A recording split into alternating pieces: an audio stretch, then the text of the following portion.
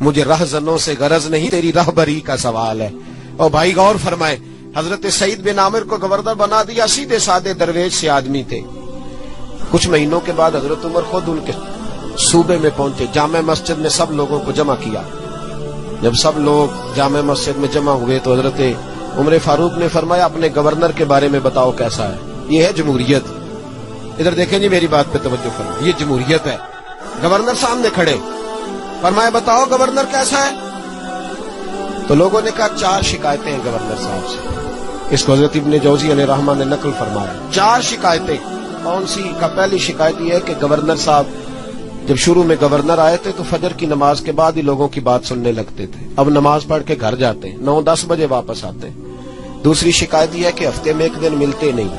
تیسری شکایت ہے صرف دن کو ملتے ہیں، رات کو نہیں ملتے۔ اور چوتھی شکایت یہ ہے کہ کبھی کبھی رونے لگتے اور بے ہوش ہی ہو جاتے۔ آپ نے عجیب دیوانہ گورنر بنا دی۔ حضرت عمر نے حضرت سعید بن عامر کی طرف، بول بھئی تیری شکایات ہیں۔ جناب سعید بن عامر کہنے لگے حضور میرا راز نہ ہی کھلتا تو اچھا تھا، اگر آپ نے کہا ہے تو کہہ دیتا ہوں، بتائیے۔ فرمایا تیری پہلی شکایت ہے کہ تو فجر کے بعد گھر جاتا ہے، 9-10 بجے آتا ہے۔ جناب سعید بن عامر رو پڑے۔ گورنر صاحب کہنے لگے حضور غریب ہوں، نوکر رکھنے کے پیسے نہیں، بچے میرے پاس موجود نہیں، بیوی میری بیمار ہو گئی ہے، 30 سال اس بھلی مانس عورت نے میری خدمت کی، اب بیمار ہے، نماز پڑھ کے گھر جاتا ہوں، اپنی معذور اور بیمار بیوی کو ناشتہ پکا کے دیتا ہوں، اگر اس کے کپڑے بدلنے والے ہوں تو اس کا وجود دھو کے کپڑے بدلتا ہوں، گھر میں جھاڑو دیتا ہوں، برتن مانجتا ہوں، لوٹتے دیر ہو جاتی ہے۔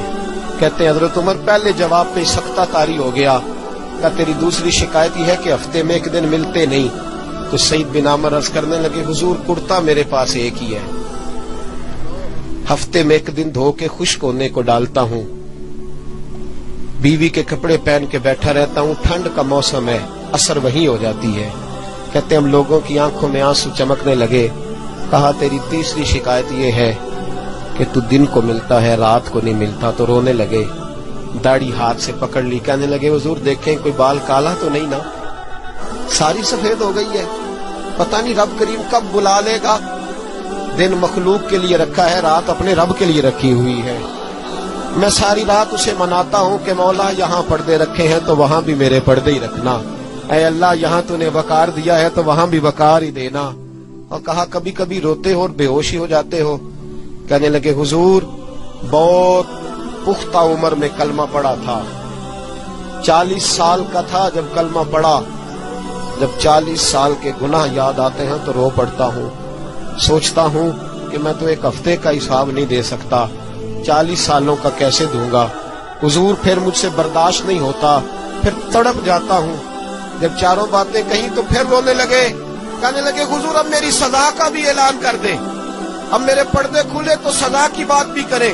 حضرت عمر نے ہاتھ اٹھائے اور کہا اے اللہ میرے محبوب کی امت کو کچھ ایسے گورنر اور بھی عطا فرما۔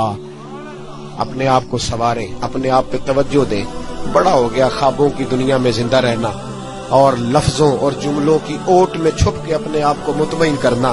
اب ذرا عمل کی دروازے کی طرف بھی اپنے قدم بڑھائیں اور کچھ کام ایسے بھی کریں جو ہمارا اور ہمارے رب کا راز ہو، اور صبح قیامت وہ ہمارا خزانہ ہمارے کام آئے۔ ہمیشہ مدحت خیر الانام میں گزرے، دعا ہے یہ عمر درود و سلام میں گزرے۔